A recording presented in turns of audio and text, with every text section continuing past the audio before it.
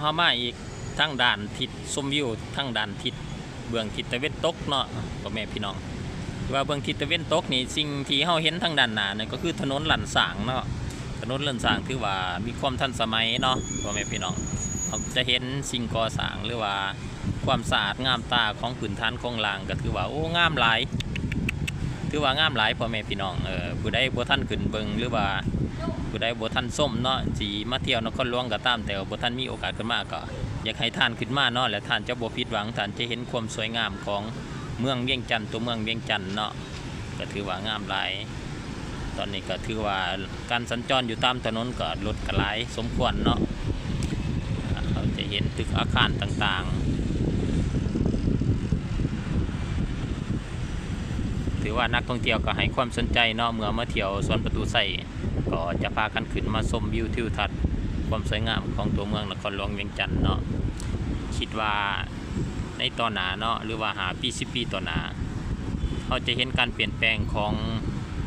เมืองเวียงจันทร์หลายขึ้นเนาะซึ่งจะมีสิ่งก่อสร้างหรือว่าสิ่งที่ทันสมัยสิ่งที่อำนวยความสะดวกเพราะว่าจะเป็นร้านค้าหรือตึกอาคารสำนักงานของการต่างๆก็จะเกิดขึ้นหลายเนาะ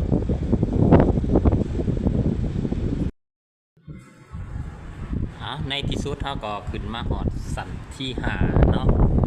สันที่5ก็ถือว่าอากาศเย็นหลายพ่อแม่พี่น้องสันที่5เขาก็สามารถชมวิวได้คือกันเนาะก็ถือว่าก็เป็นระเบียงสันที่5เดี๋ยวเขาจะให้เบิ่งเนาะภาพวิวทิวทัศน์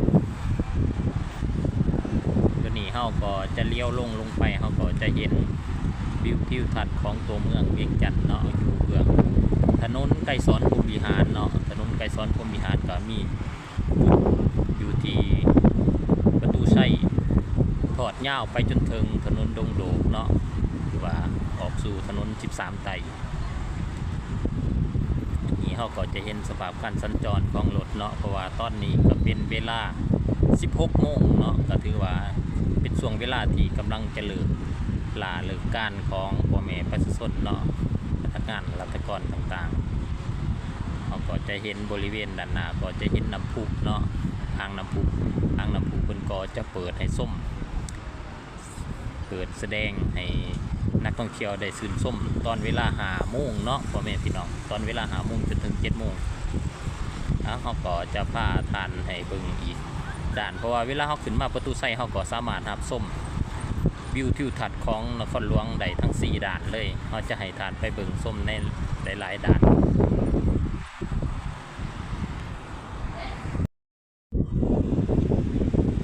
ถือว่าขึ้นมาทั้งด่านเทิงก็จะมีลมแห้งเนาะเขาก็จะสัมผัสได้ถึงลมแห้งถือว่าอากาศเย็นเนาะทั้งด่านนี้ก็เป็นด่านทิศตะวันออกเนาะด้านทิศตะวันออกเขาก็จะเห็นความสวยงามของตึกอาคารต่างๆเนาะสิ่งที่ท่านเห็นทั้งด้านหน้านั่นก็แม่นสำนักงานองค์การปกครองนครหลวงเวียงจันทร์เนาะก็ถือว่ามีความสวยสดงดงามเนาะตั้งเด่นสง่าปิ่นหนามาทางประตูชัยอีกอย่างเขาก็จะเห็นบรรดาตึกโครงการก่อสร้างต่างๆเนาะก็ถือว่านครหลวงเวียงจันทร์เมื่อเทียบ10 ปีหลังเนาะ10 ปีหลังกับปัจจุบันก็ถือว่ามีความแตกต่างกันหลายเนาะเราจะเห็นตึกอาคารปลูกสร้างขึ้นใหม่ถือว่าแต่ละตึกก็มีความสูงแล้วก็มีความทันสมัยเนาะเราจะเห็นการเปลี่ยนแปลงของนครหลวงเวียงจันทร์ก็คือได้รับการสร้างสร้างพัฒนาและเจริญเติบโตขึ้นไปเรื่อยๆเนาะนี่ก็เป็นภาพบรรยากาศทั้งหมดเนาะส่วนด้านนี้เราก็จะเห็นเขตเศรษฐกิจเวียงจันทร์เซ็นเตอร์กับเขตเศรษฐกิจภาคสั้นเนาะก็ถือว่าเป็นเขตเศรษฐกิจที่อยู่ใกล้ๆเคียงกันเนาะก็ถือว่าก็มีโครงการก่อสร้างตึกสูงขึ้นมาเนาะก็เป็นตึกระดับ30 ชั้นเนาะก็ถือว่าเป็นอีกหนึ่งชมหน้าชมตาที่เฮ็ดให้นครหลวงเวียงจันทร์เนาะมีสีสันมีให้เห็นถึงการพัฒนาหรือมีการเติบใหญ่ขยายโตขึ้นไปเรื่อยๆเดี๋ยวเขาจะให้ท่านผู้ชมไปเบิ่งในอีก 2-3 ด่านทิศด้านนี้เขาก็จะเห็นสิ่งที่อยู่ทั้งด้านหน้าก็เป็นสำนักงานนายกรัฐมนตรีเนาะก็ถือว่าเป็นการออกแบบที่สวยงามเนาะก็ถือว่าเป็นวิวทิวทัศน์ที่มีความสวยงามเด่นสง่าเนาะนอกจากนี้เขาก็จะเห็น สิ่งก่อสร้างต่างๆตึกอาคารต่างๆพูนที่ทอดไปยาวไกลๆตึกสูงถือว่าสร้างขึ้นหลายเนาะส่วนที่มีตึกสูงๆนั่นก็แม่นศูนย์การค้าตลาดสังเกียง